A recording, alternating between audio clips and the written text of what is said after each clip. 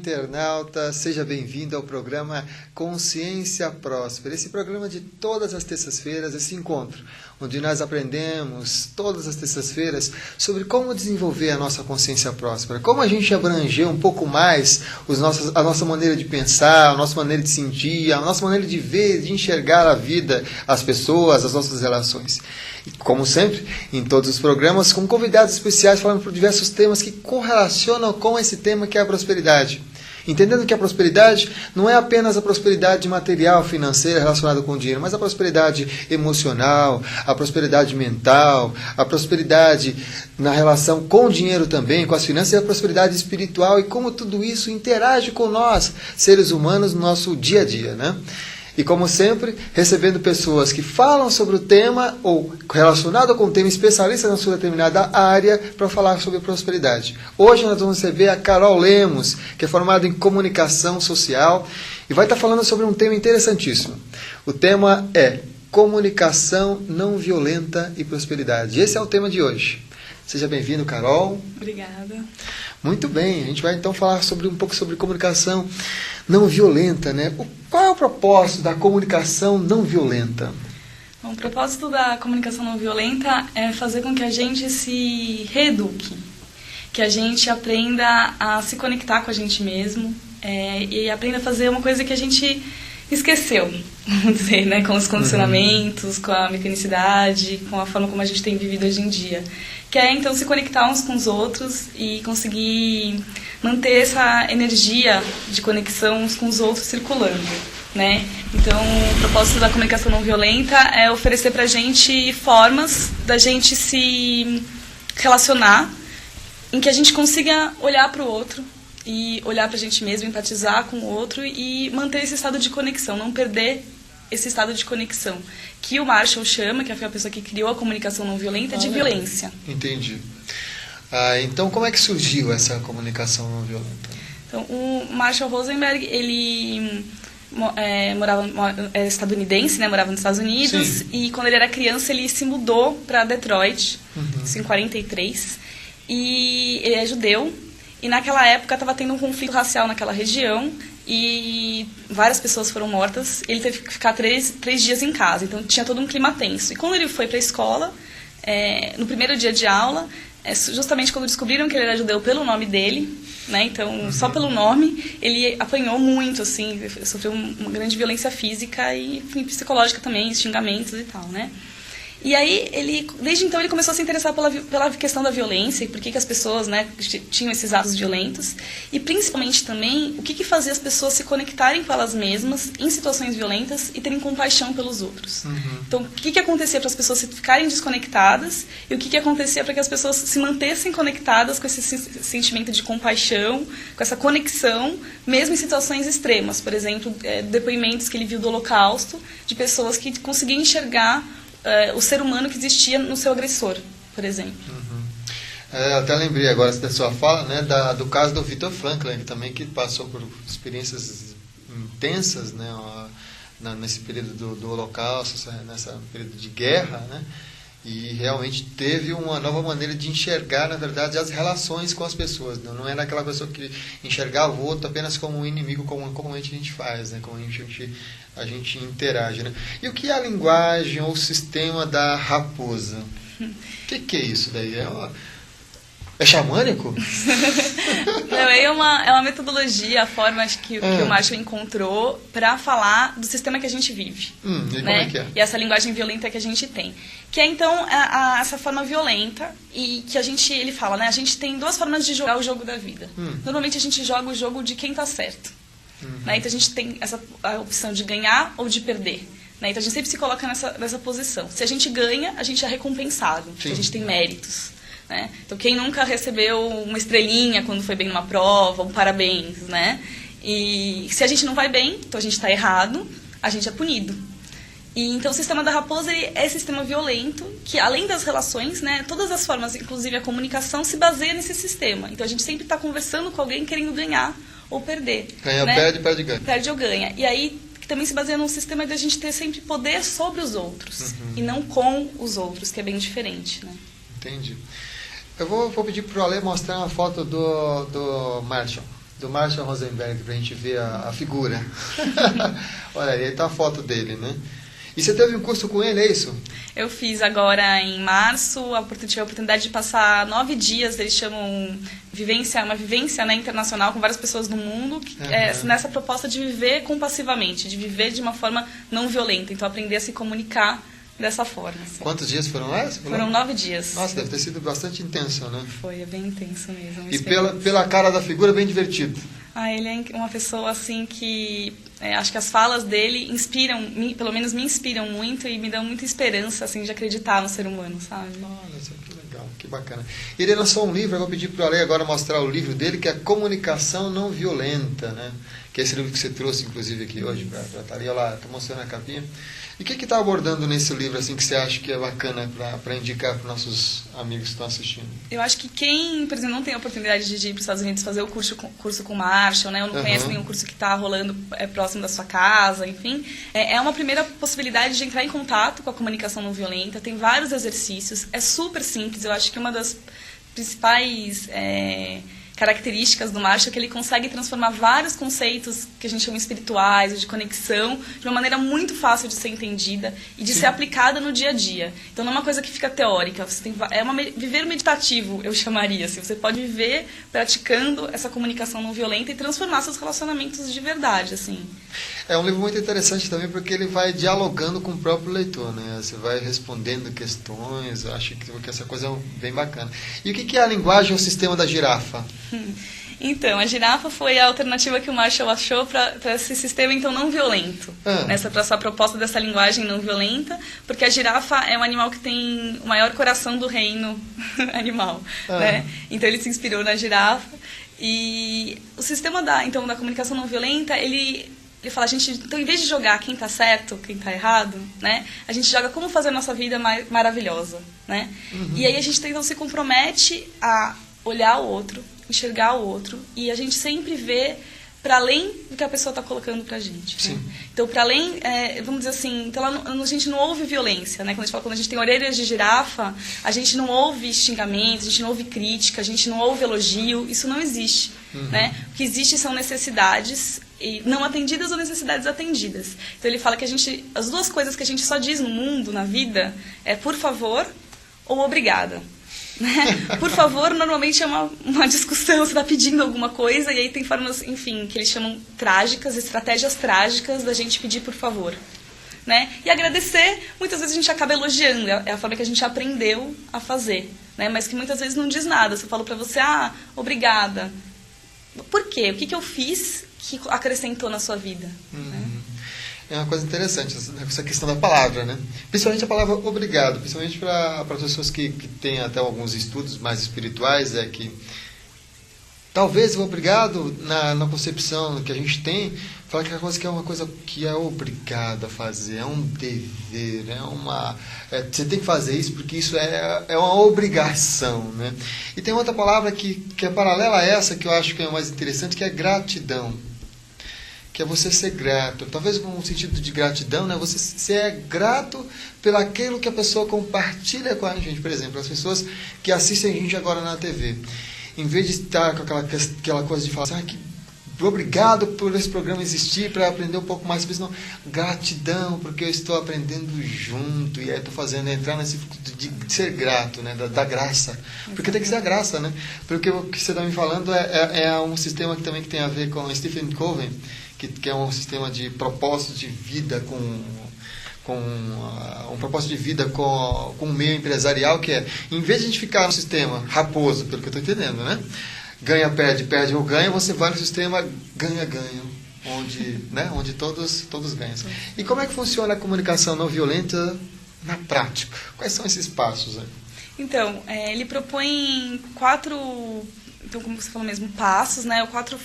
Um caminho para se seguir, né? Então, primeiro a gente perceber, isso quem está assistindo a gente pode começar a fazer e anotar, né? Enfim, que é a gente perceber o quanto que a gente julga as pessoas, né? Então, o primeiro passo é perceber os julgamentos, né?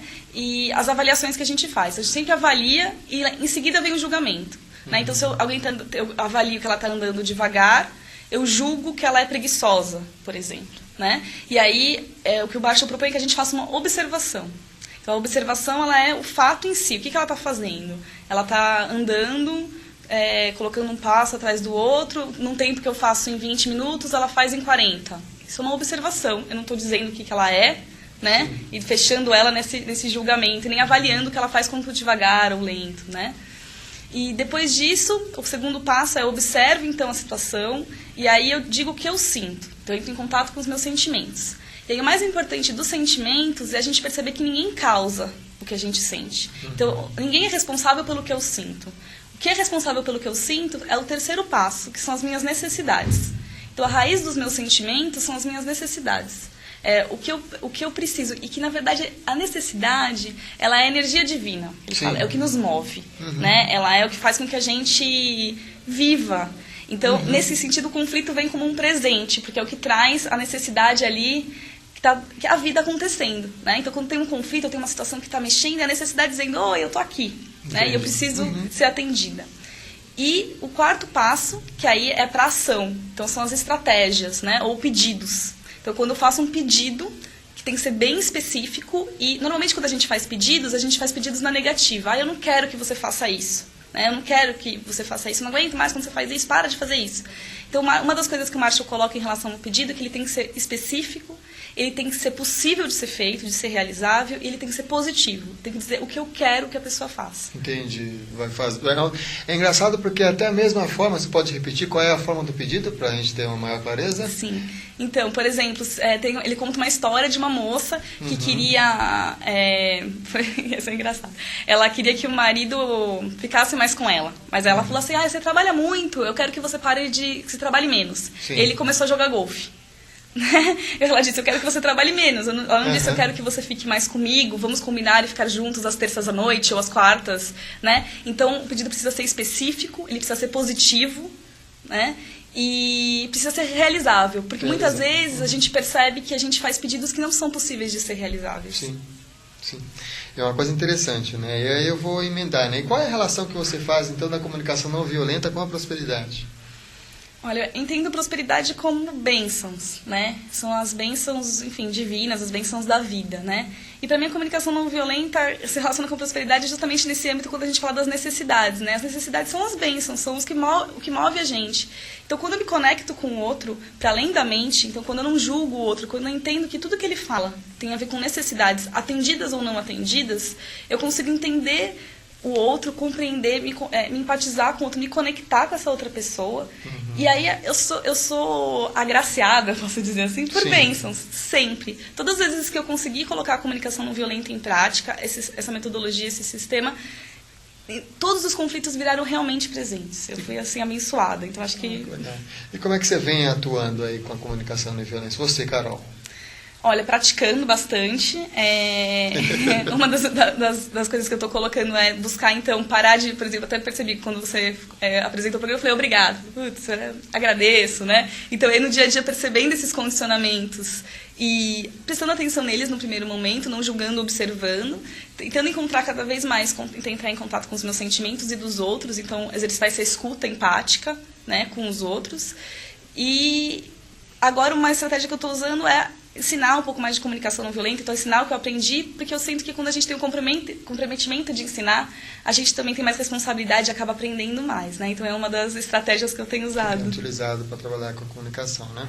E aí a gente vai voltar só um pouquinho, só para a gente correlacionar um pouquinho mais com esses 3 pontos do 4º passo. Primeiro a gente vai revisar quais são os 4 passos. Primeiro é a observação, né?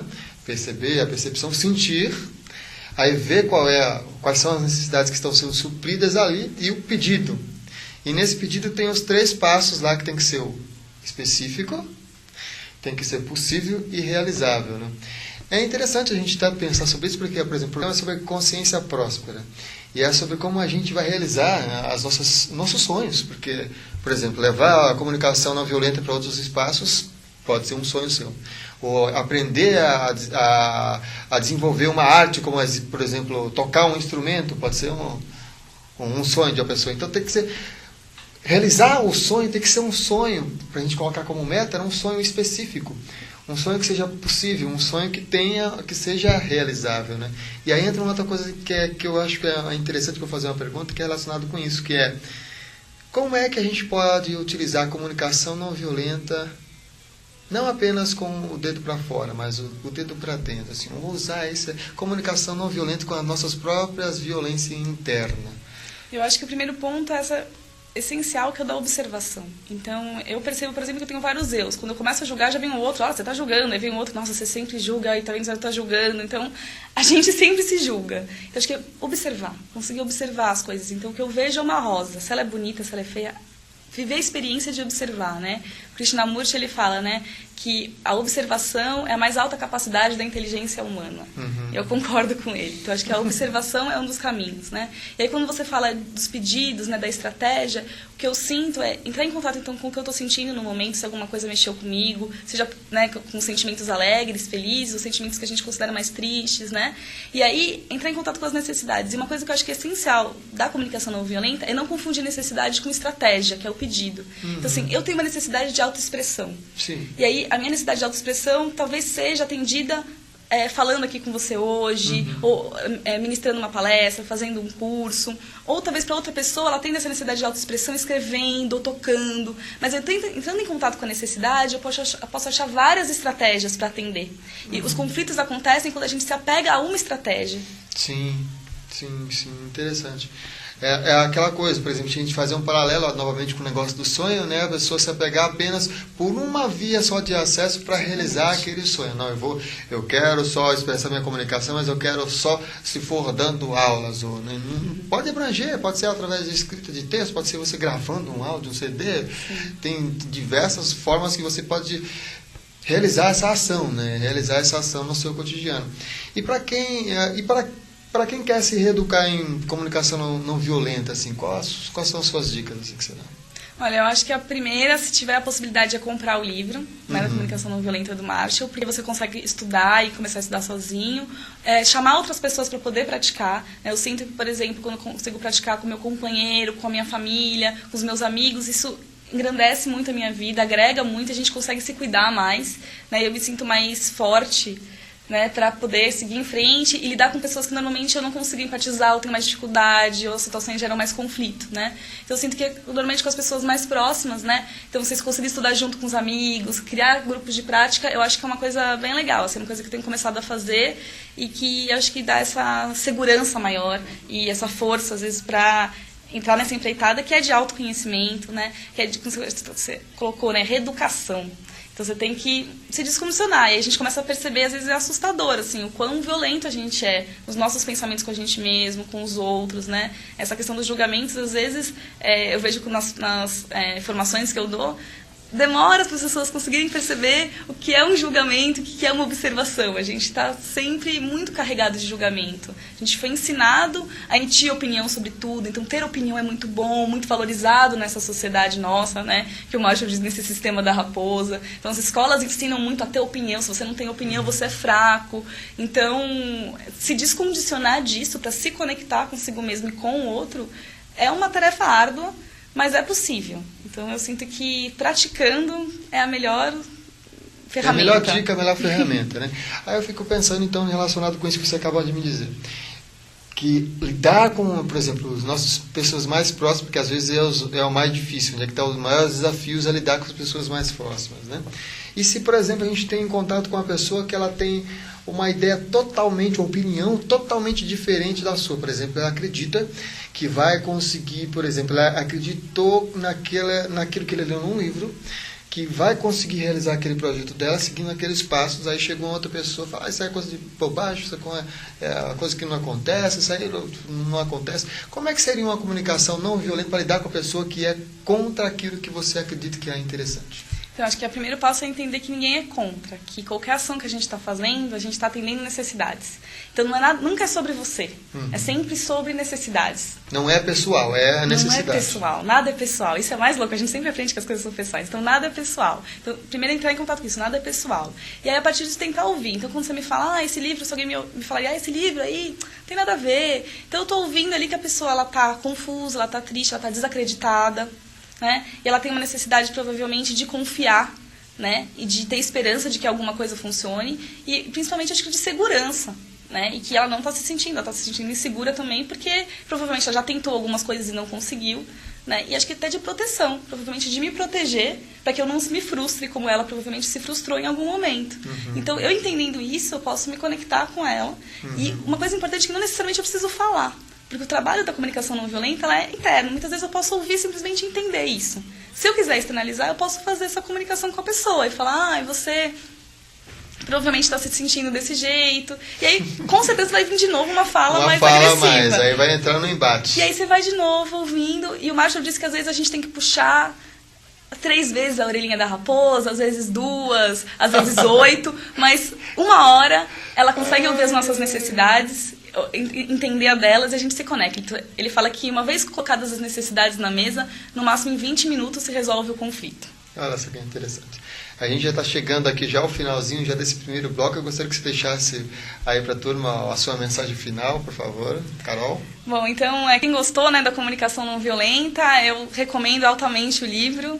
E a gente vai estar com um curso aqui em São Paulo, nesse sábado, no Espaço Vágira, www.vagira.com.br. E que vocês, então, busquem a comunicação não violenta, o autoconhecimento, o autodesenvolvimento e pratiquem. Muito bem. Muito bem, a gente agradece a presença aqui da Carol Lemos, aqui no programa Consciência Próspera. Agora a gente vai para o nosso quadro Minuto Finanças com Paula Miranda. Vamos lá, Lê, vamos soltar.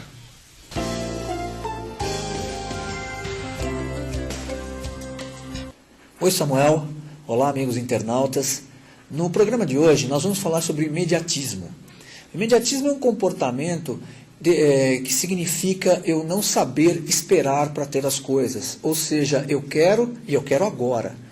O que acontece é que o imediatismo ele acaba sendo estimulado, muitas vezes até por problemas de autoestima, ou seja, eu não estou muito legal comigo, então consumir é uma coisa que preenche, e realmente preenche, só que o problema é que ela preenche momentaneamente. Logo depois, o que você comprou é mais uma coisa lá encostada em algum canto, né? E muitas vezes, se você comprou isso parcelado, ainda você vai ter o carnê para te lembrar daquela compra durante um bom período, né? Mas o que acontece é que esse imediatismo, a gente tem que ter em mente, é que ele tem um preço. Quando você quer adquirir alguma coisa e você tem recursos, você tem a possibilidade de comprar a coisa à vista. Quando você quer obter alguma coisa e você não tem recursos, você basicamente tem 2 opções. Ou você adia o consumo, se planeja, junta recursos, vai lá e compra, né? Ou você não espera e fala tem que ser agora, então você não tem dinheiro, mas quer a coisa, portanto alguém tem que te emprestar. Quando você entra numa loja e compra um aparelho qualquer financiado, existe uma financeira por trás emprestando dinheiro para você, que imediatamente é passado para a loja para que você possa levar o produto para casa, ok? Só que esse imediatismo ele tem um preço, porque quem emprestou o dinheiro vai querer uma recompensa, que é totalmente justa e é conhecida como juro, né? O juro é o aluguel sobre o dinheiro que foi emprestado para você. Então significa que se eu tenho uma postura imediatista, ou seja, eu preciso adquirir uma coisa, não tenho recursos e tem que ser agora, então eu vou ter que despender uma quantidade maior de dinheiro para ter uma coisa que poderia custar menos. Então, nós temos que entender é que o perfil imediatista, ele coloca você numa posição em que você quase que sistematicamente gasta mais recursos do que você precisaria. E quando você começa a adotar como padrão ter tudo agora, independente se eu tenho que parcelar ou não, você vai conseguir, com a mesma quantidade de dinheiro produzida pelo seu esforço de trabalho, comprar menos coisas. Você vai ter menos coisas que você poderia ter se você, de repente, pudesse esperar, se planejar, entender que você não precisa ter aquilo agora, mas que você quer ter, mas vai ter no momento em que você tiver recursos. Então, tenha sempre em mente que o imediatismo, ou seja, a atitude de querer agora, tem um preço. E esse preço não é baixo. Ok? Para você conhecer mais sobre os nossos treinamentos e o nosso projeto de educação financeira, acesse o nosso site www.mirandenavarro.com.br. Eu fico por aqui. Um grande abraço a todos. É com você, Samuel. Obrigado, Paulo, sempre com ótimas dicas aí para o nosso amigo internauta, sempre falando sobre coisas muito interessantes dessa questão de autoconhecimento e lidar com essa energia, que é a energia do dinheiro, porque às vezes a gente faz uma comunicação muito violenta e lidar com esse processo, principalmente quando existe dívidas, quando existe complicações, quando existe falta dessa energia presente na nossa vida. Então, Paulo sempre está toda semana aí ajudando a gente a refletir um pouco mais, a lidar um pouco melhor com essa energia, que é a energia do dinheiro, das finanças, e ver como é que essa energia tem a ver com o nosso autoconhecimento também. A gente agradece sempre a participação aí do Paulo no nosso programa Consciência Próspera, avisando a você que vocês podem participar do programa sempre ao vivo, via chat, mandando suas questões, as suas dúvidas. Esse chat que está aí, a sua talinha está do ladinho aí do vídeo que você está assistindo. E o Ale já nos avisou que nós estamos já na hora de ir para o nosso intervalo. Já a gente está de volta com a nova convidada. Um abraço, até daqui a pouco.